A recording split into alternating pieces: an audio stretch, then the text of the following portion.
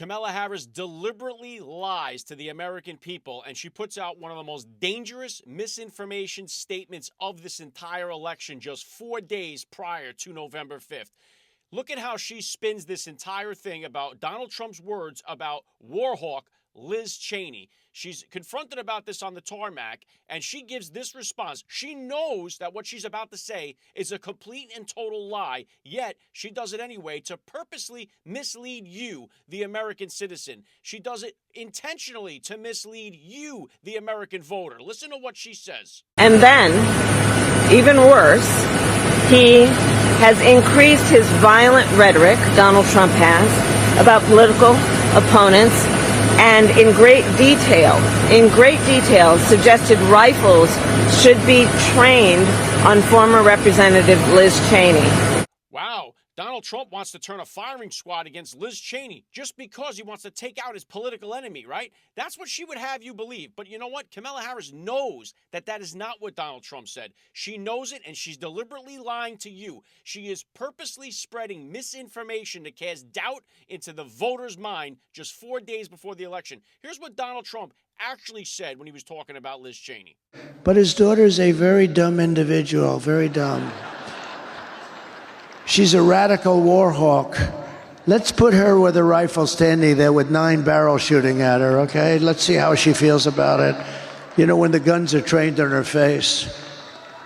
You know, they're all war hawks when they're sitting in Washington in a nice building saying, oh, gee, let's send 10,000 troops right into the mouth of the enemy.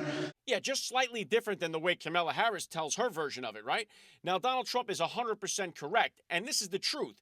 If these war hawks, if these people had to go over and fight these wars that they're sending your children to go and die for, if they had to go there themselves, there'd never be another war that the United States would get involved to overseas. If every single person in Washington who votes yes to send American kids over to another country to go fight their wars had to join them on the front lines and face the line of fire, there would never be another American boot on the ground in a foreign nation ever again.